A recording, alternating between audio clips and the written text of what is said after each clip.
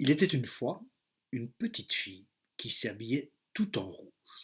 Elle avait un bonnet rouge, un pull rouge, un pantalon rouge, il paraît même qu'elle avait une culotte rouge, des chaussettes rouges et des baskets rouges.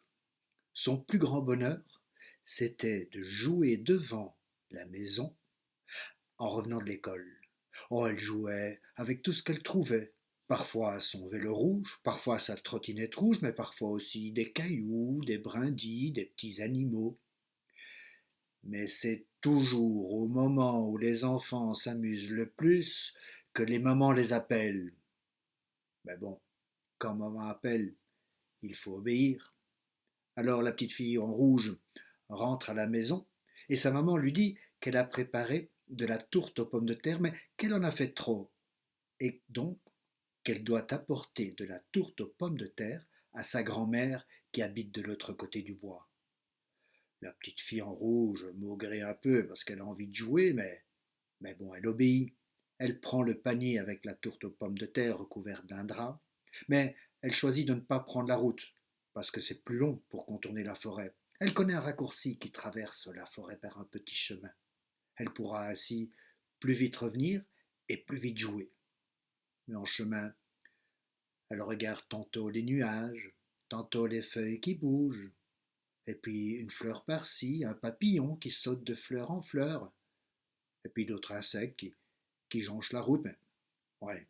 Bon, tout cela ne fait pas avancer la tourte aux pommes de terre. Alors elle se ressaisit et elle marche d'un bon pas jusqu'au moment où elle voit un arbre. Un gros arbre. Oh, il doit déjà être centenaire, celui-là, tellement son tronc est gros, et puis des grandes branches, beaucoup de feuilles. Mais il est bizarre, cet arbre. Il est vraiment bizarre, cet arbre. Il a une grande queue noire, cet arbre.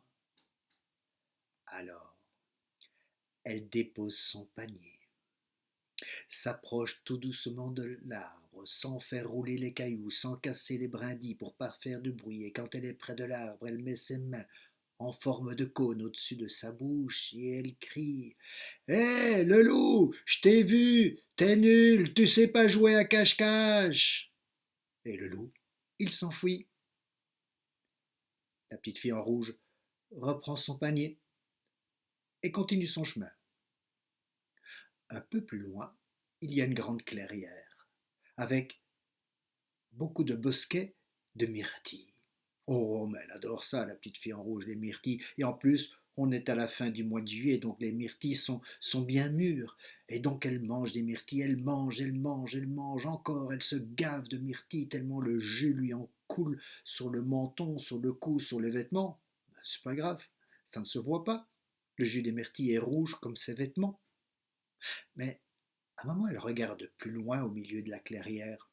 Il y a un gros rocher de granit. Mais il est bizarre, ce gros rocher. Il est vraiment bizarre, ce gros rocher.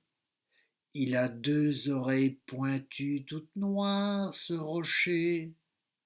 Alors, elle dépose son panier, s'approche tout doucement du rocher noir, sans faire rouler les cailloux, sans casser les brindilles pour pas faire de bruit, et quand elle est assez près du rocher, elle met ses mains en forme de cône autour de sa bouche et elle crie: Hé, le loup, je t'ai vu, t'es nul, tu sais pas jouer à cache-cache, t'es le plus nul de tous les loups.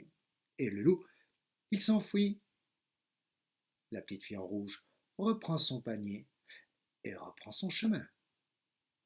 Juste avant de sortir du bois, là, sur le côté du chemin, il y a un grand tas de bois. Vous savez, les tas de bois que les bûcherons mettent l'un au-dessus de l'autre pour les repérer, et ils notent dessus la longueur des bois et à qui ils appartiennent.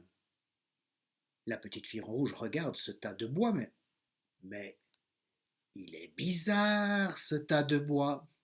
Il est vraiment bizarre, ce tas de bois.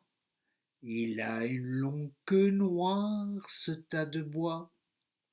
Alors, la petite fille en rouge dépose son panier Approche tout doucement du tas de bois sans faire rouler les cailloux, sans faire casser les brindilles pour ne pas faire de bruit, et quand elle est suffisamment près du tas de bois, elle met ses mains en forme de cône autour de sa bouche et elle crie: Hé, le loup, je t'ai vu, t'es nul, tu sais pas jouer à cache-cache, t'es le plus nul de tous les loups.